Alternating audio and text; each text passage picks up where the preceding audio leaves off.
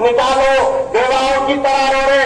और एक बात रायगढ़ में ये कहा जा रहा है कि 7 दिसंबर को सरेंडर करते, 7 दिसंबर 7 को जो है सरेंडर। तो मैं सोचा ये 7 को क्या सरेंडर हो रहा बेचारा। तो मैं बोला 3 तारीख के दिन पोलिंग का रिजल्ट है, आसमान की धुराओं में पतंग ही दिखेंगी।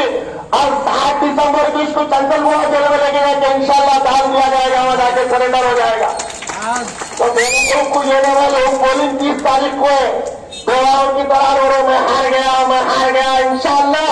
अरे अल्लाह तुमको इज्जतों से नहीं नवाज रहा, अल्लाह तुमको कामयाबी नहीं दे रहा, अल्लाह या खुद पूरे के दिल में ये नहीं डाल रहा, क्यों नहीं डाल रहा। और ये जंग है, जमहूरियत में जंग है, और आपका वोट नहीं है, तलवार है। जैसे कहता हूँ, तलवार सिपाही को दोगे तो पहरेदारी का काम करेगा, नाकारा को दोगे तो अपनी हिफाजत ना आपकी हिफाजत करेगा, किसी जालिम को दोगे तो आपकी गर्दन खुद ही उतारेगा। ये हमारे किसके हवाले करेंगे। मैं शहर हैदराबाद के लोगों, आपका सीना फख्र से ऊंचा हो जाता, चौड़ा हो जाता है जब बैरिस्टर मोहसिन अवैसी को पूरी मिल्लत की वकालत, मजलूमों की वकालत करते हुए आप पार्लियामेंट में देखते हैं। मेरे भाई, आप ही को नहीं बल्कि पूरे हिंदुस्तान की मजलूम आबादी समझती है कि कोई एक शख्स है जो मेरे दर्द की दवा तलाश करता है। आज वो दर्द फजर सायादार जो मजलिस इत्तेहाद मुस्लिमीन के नाम पर जिसकी आबियारी आपने की है, आपके शहर को तो अमन अमान बख्शाई है, तरक्की बख्शी है, जुर्रत बख्शी है, बेखौफी बख्शी है। और आज हम बिहार के रहने वाले, यूपी के रहने वाले जो हमारे यहाँ काम के वक्त से आए हैं, कुछ लोग यहाँ फंस गए हैं, ऐसे बासिंदगान से भी कहना चाहता हूँ कि गुर्बत ने तुम्हें हिजरत करने पर मजबूर किया।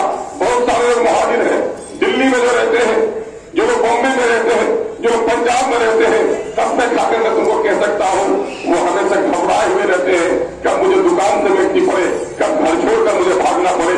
लेकिन हैदराबाद में जो मोहब्बत तुमको मिलती है, जो हमको सुकून मुयसर है मेरे भाइयों, किसी और शहर में बाकी नहीं है।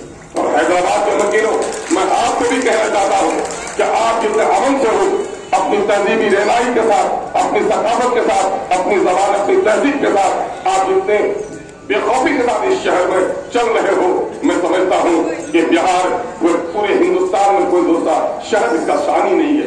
किसके तुम्हें? क्या मक्का मस्जिद के पाकीज़ा मीनारों के तुम्हें?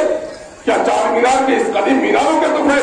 नहीं मेरे भाई, यकीनन है इन मुकद्दस मीनारों को मैं कद्र की नजरों से देखता हूँ, लेकिन अमन अमान और समाजी तरक्की का जो इंहिसार होता है वो अपनी क़यादत पर होता है। और मस्जिद की क़यादत ने यहाँ के अमन सुकून को कायम रखने में बड़ा रोल अदा किया है। और आज आपका ये दरख्त इनकी टहनियां पढ़कर बिहार के मजलूमों को साया दे रही है। भाई जनाबे मोहतरम साहब ने वहां जाकर जो कुछ किया है हमारे यहाँ, मैं वो समझता हूँ कि उनके जो खिदमात रहे हैं, हम मजलिस के खिदमात, सैलाब आया तो बिहार में जाकर इन्होंने जो काम किया है, आपके उम्मीदवार ने जो काम किया है, मैं उसको जाफर हुसैन मेराज साहब के एहसान को फरामोश नहीं कर सकता।